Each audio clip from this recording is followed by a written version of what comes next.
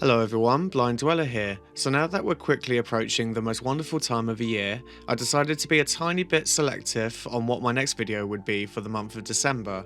Considering that before this I was actually working on a script about paintings of hell, hopefully some of you will appreciate me putting that on hold for another month or so. When it comes to Christmas, I think it's wonderful how a lot of us can vividly picture it within seconds. Images of a warm, cozy fireplace comes to mind, with sparkling Christmas trees, candlelit roast dinners, and presents and all that good stuff. This kind of imagery has been practically engraved into a vast array of cultures for many generations, and it's all thanks to not only Charles Dickens illustrations, but many other artists over the years who have truly captured the spirit of the season in various ways. From paintings that make you want to immediately jump on a sled down a snowy hillside, to paintings that capture the spirit of Christmas in ways that you wouldn't even expect, in ways that can be incredibly profound and even heartbreaking. In fact, some imagery included in this video could completely redefine how we look at the holiday season.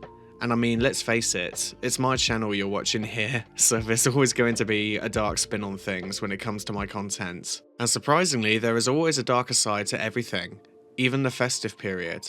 And so for today, purely out of Christmas spirit, I wanted to share some fascinating works of art that tell some interesting stories, and hopefully can give you a break from a mad rush of Christmas shopping. And speaking of Christmas shopping, especially for those shopping for your loved ones online, there is honestly no better time than now to make sure your personal information and data is safe and bulletproof when browsing the internet, which is entirely possible thanks to today's sponsor, Atlas VPN. Atlas is an extremely affordable digital tool that helps encrypt and protect your personal information online, being incredibly user-friendly and able to run on all your devices. Atlas offers its users the ability to monitor potential breaches via their data breach monitor. Simply type in your email address and Atlas will be able to let you know if your email has been used in any online scams or breaches, allowing you to have full view and control over where and how your information has been used. Atlas also offers its users the ability to hide and change their virtual location. This function is extremely useful when it comes to saving money shopping online, as well as streaming services that operate on geo restrictions. If a TV show or film on Netflix, for example, is not available in your country, simply update your location to a country of your choosing via Atlas VPN, refresh Netflix, and voila, you're good to go. Right now, Atlas VPN is offering you guys 86% off and 3 months free via the link I have left in the description below. For just $1.39 a month for a 3-year plan, you'll be able to join over 6 million happy users worldwide with this incredible discount. It's an absolute bargain that you will not want to miss. I'd like to thank Atlas for sponsoring today's video, and with that said, welcome to another video everyone. Today we will be discussing and looking at 5 different works of art inspired and dedicated to Christmas and the season of winter.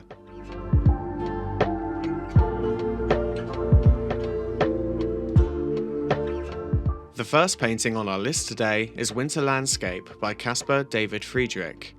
Born in Sweden in 1774, Friedrich established himself as one of the most important European artists of his generation, releasing many breathtaking paintings with exquisite detail and dramatic landscapes being his trademark, including this famous painting which you may have seen before, called Wanderer Above the Sea of Fog. In roughly 1811, Friedrich would complete this painting that was actually discovered in a private collection of his many years later in 1982, later to be exhibited in the National Gallery in London. The painting displays an incredibly moody atmosphere consisting of a snow-swept landscape with the background of the old church or cathedral hidden slightly in the fog. And in the forefront, we see a figure sat in the snow against a boulder praying to a crucifix that has been planted into the snow in and amongst the fir trees. What I find particularly interesting is that there is debate amongst art critics and historians as to whether or not this painting was an original, as a nearly identical painting to this version has been displayed in another museum in Dortmund, consisting of the exact same landscape, colour scheme and objects, excluding the details of a blade of grass poking through the snow and the gateway leading to the church that we can see in the distance. The National Gallery version also has more noticeable details in the church, which adheres more to Friedrich's style, as opposed to the version in Dortmund, which is mostly more of a silhouette of the church with more minimal detail. On the National Gallery website, they have even explored the underdrawing technique of Friedrich via infrared technology that again shows Friedrich's incredible attention to detail that is characteristic of his techniques. Curiously enough, the same technology does not expose the same underdrawing techniques for the Dortmund version, which has encouraged some experts to believe that the National Gallery version is in fact the original, and that the Dortmund version may have been a replica made by Friedrich himself or by a student or imitator, whilst the original was still hidden in Friedrich's studio in Dresden before being discovered over 100 years later.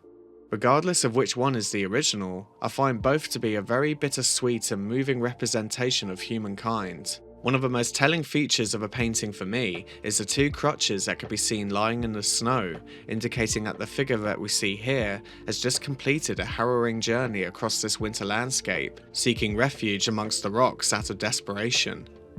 There is also a real sense of loneliness that is captured so profoundly, again very characteristic of Friedrich, often with a figure painted as small and insignificant in scale, resonating the contemplation of humanity's place or position in such a colossal world, like that feeling you get when looking into the night sky, being in awe of how great the universe truly is, and how small you are in comparison. Returning to the story of the praying figure, I found that displayed alongside this painting in Dortmund was a companion painting of the same name, again featuring supposedly the same figure with crutches, in a somewhat more bleak scene, where he is alone in a desolate and harsh landscape, with snow and broken tree trunks surrounding him, seemingly in a hopeless situation where all he can do is travel onwards to find somewhere to rest. Whew, yeah, Merry Christmas everyone. Having said that though, the first painting of him lying by the rocks and praying to Christ could, from a certain perspective, symbolize a lot of hope. The church in the distance has a beautiful shade of light behind it in the sky, possibly representing daybreak, bringing an end to the hard and perilous night that this figure has endured, knowing now that his long walk is over, that God is with him, and that willpower, faith, and perseverance has rewarded him and got him through. A notion that I think a lot of us can relate to. Obviously, this is a personal interpretation. You might see it entirely different to me, but either way, I know that this isn't especially a Christmas painting per se, but I couldn't help but include it in this video, especially considering its story and the fact that it was made by one of the greats like Caspar David Friedrich. It's gripping, it's melancholic, and it's incredibly thought-provoking. It's certainly one of my favourites of his, and I hope you can see why.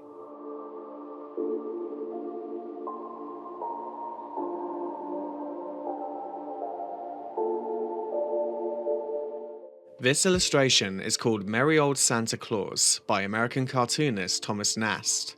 At first glimpse, there's really nothing that out of the ordinary about it. It's basically a picture of Santa Claus as we know him today, with his red suit, rosy cheeks, white beard, and a collection of toys and gifts for the children that he's carrying.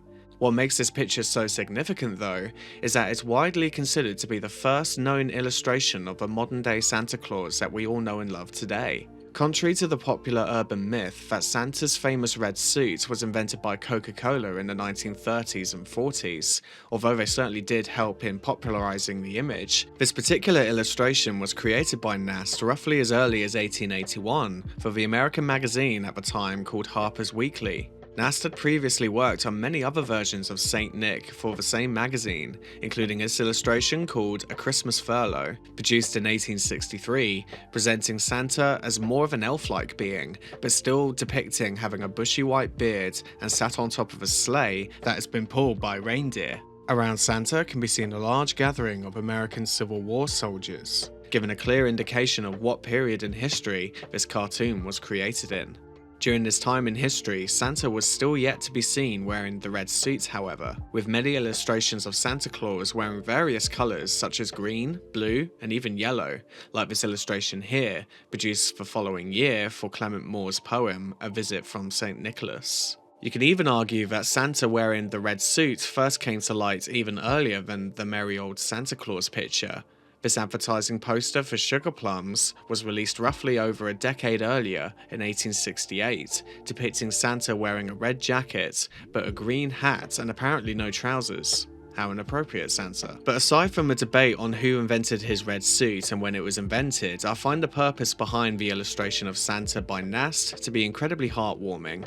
As we briefly already seen, the first images of Santa that he drew were during the midst of the American Civil War, a terrible war that claimed the lives of not only soldiers, but children as well. In a sense, the illustrations of Santa were to memorialize the family sacrifices of the Union during the darkest days of the Civil War. Nast Santa appeared as a good-hearted figure representing unity, hope, and kindness. Nast was also born in Germany before settling in America, and so it is believed when he created the image of Santa Claus, he was basing the image on his native German tradition of Saint Nicholas, a 4th century bishop known for his kindness and generosity.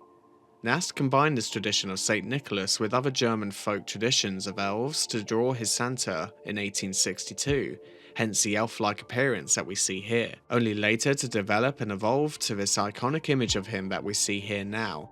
I know it's a bit odd to talk about a fairly simplistic, harmless picture of Santa Claus, but I find it interesting how many people don't realise how this image of him that we see so vividly in our minds by default is actually more recent than we might think. Yet not as recent as 1930s commercials by a soft drinks company, which a lot of people still to this day believe a red suit originates from. And I know that it sounds even more outlandish to think about the argument that Nast basically invented the Santa Claus character as we know him today during the midst of the American Civil War in 1862, but when you think about it, it's basically true. Though of course a patron saint of children, Saint Nicholas, has existed for centuries in cultures from Nordic to Turkey as we know it today, if you were ever wondering just when the jolly old face of Christmas first came to be, it turns out that we have the German-born American artist Thomas Nast to thank for it.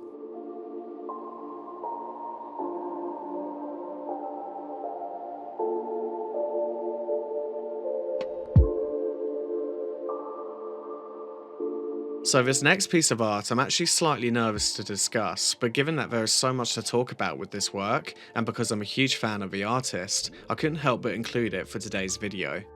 This, believe it or not, is a Christmas card design named Joseph and Mary Can't Make It to Bethlehem, by none other than the famous British street artist Banksy.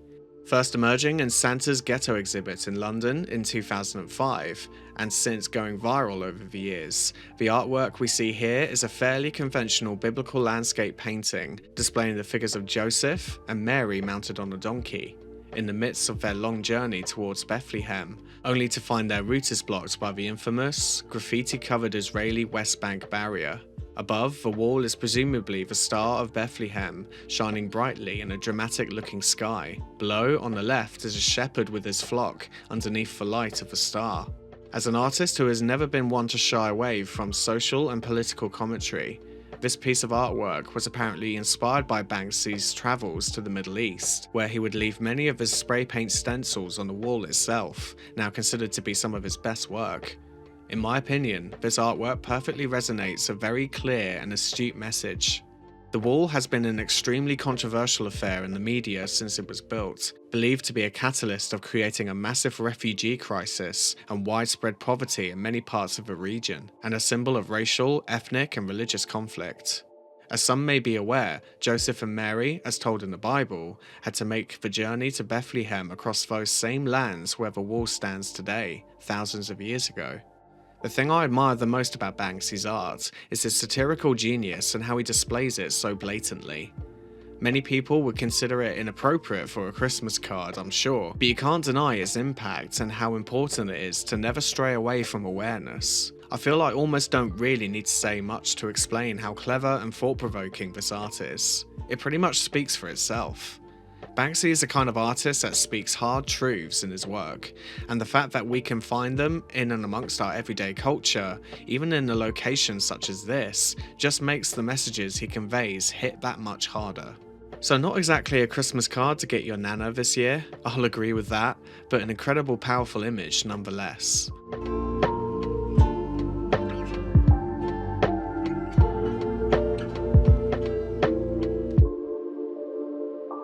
This painting is called Christmas in the Brothel by famous Norwegian artist and creator of the well-known screen painting, Edvard Munch. Now, before you head to the comments and tell me that I slaughtered the pronunciation of his name just there, I'm fully aware that there is a proper Norwegian pronunciation of his name, but I'm not Norwegian, nor can I do the correct accent, so for simplicity purposes, I'm just going to stick to the British pronunciation of his name that I'm already familiar with. I just wanted to mention that in case I accidentally offend any Norwegian viewers or art fanatics out there. Anyway, let's move on. This painting is currently exhibited in the Munch Museum in Oslo and is believed to be completed between 1903 and 1904. Born in 1863, Munch faced a very difficult childhood growing up, riddled with illness, bereavement, and the fear of developing a mental illness that ran in his family. As a result, Munch has always been renowned for his haunting displays of human emotion in his art, from bliss and happiness to grief and anxiety. When it comes to Christmas in the brothel, there is certainly a deep sad undertone brewing in what at first glance appears to be colourful and serene. In a very real sense, it encapsulates what Christmas may look like for those without families or friends to spend the holiday with, and so they have to rely on paying for the company instead, in arguably one of the bleakest places and situations that you can imagine. During the time he worked on this painting, it is believed that Munch was unfortunately experiencing the peak of his mental decline and instability, when a deal had fallen through for him to complete a commissioned portrait for a senator in Hamburg that would have been hugely beneficial for his art career. He would wander the streets from one bar to another, eventually visiting the Lübeck brothel where this painting was created and inspired, as well as many other paintings then after, including some paintings that were featured in his Green Room series, a series of paintings that I'm very eager to cover at some point. Again, this is a painting that really doesn't appear significant at first, and certainly does not show any obvious signs that it is a brothel. In fact, you could argue that only the title alone gives any indication that it's a brothel at all. If anything, it looks like a typical festive environment, with a Christmas tree in the center of the painting and a group of women dressed in modest clothing and relaxing, with a lady smoking and reading in the forefront of the painting. There is also the curious appearance of a man who appears to be slumped on the table, either asleep or it could even just be a mound of clothes. It's very ambiguous, as if Munch has left it to our own interpretation due to his style of illustrating people and objects. What makes this painting so telling, apart from the title of course, is the situations and possibilities that come to mind when celebrating Christmas in a place like this. On the one hand, you have the working women, possibly with nowhere else to go, no family or friends, and have most likely formed a sense of family amongst themselves, looking out for each other and celebrating the holiday with each other like they would with their real families. On the other hand, you have the men who visit these kind of places, again with no real family or loved ones to spend Christmas with, and instead have to visit a brothel to pay for someone to spend it with. All in all, it is a deeply sad and tragic situation for all involved, and it certainly speaks volumes in how Munch would think and feel as an artist at the time. For me, it makes me realise how often we can easily forget these kinds of lives that people live during Christmas time, and how we should never take our family or friends for granted. When we're enjoying Christmas dinner with our families, there is always people out there who have no one, and are going through hardships, facing demons, and not able to experience the same cozy Christmas as us. It's very important to keep ourselves aware of these kinds of situations during this time of year, and so I feel Munch was incredibly noble for capturing this scene when he did, something that must have struck a real resonant chord back then, and still does to this day.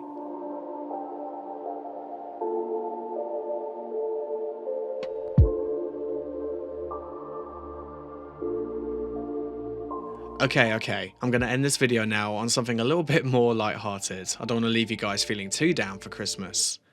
The final painting we're discussing today is by 19th century Danish artist Viggo Johansen, called Glad Jul, roughly translating to Joyful Christmas or Merry Christmas in English. Again, please forgive me if I mispronounced that, you know what I'm like. All I ask for Christmas this year is the forgiveness for slaughtering other languages all the time, I'm sorry. Anyway, I'm not entirely sure why, but when it comes to Christmas defining paintings, for whatever reason, this painting is always one that first pops into my head.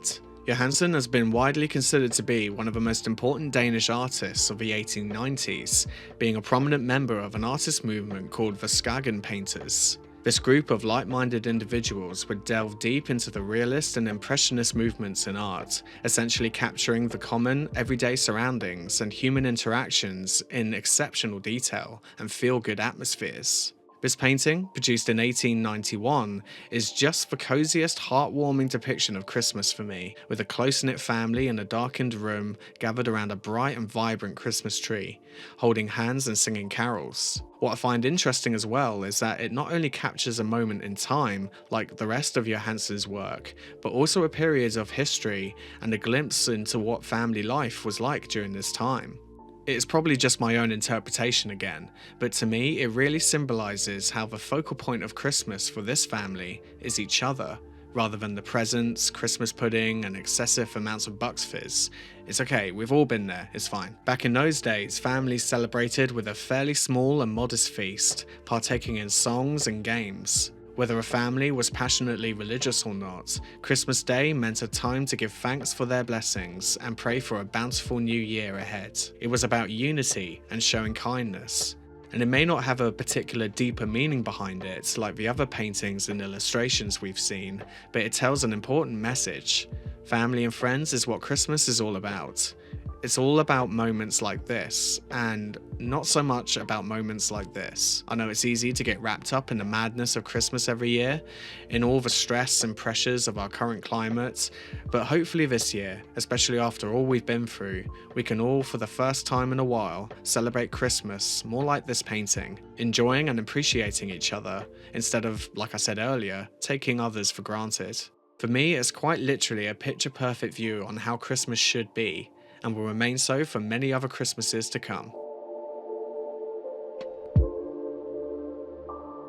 Thank you for watching this video. Before I go, it's that time again for the Artist Corner segment, and today I'm excited to introduce you to Einar Olafsson, an artist from Iceland and graduate of the Icelandic University of the Arts. Einar uses a mixing of cultural references with art movements such as surrealism, cubism, and pop art in order to commentate on modern life.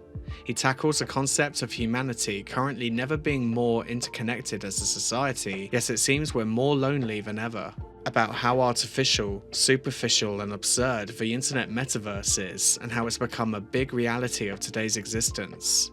His chosen medium is oil paint, yet he tends to experiment with marker pens and sculpturing as well.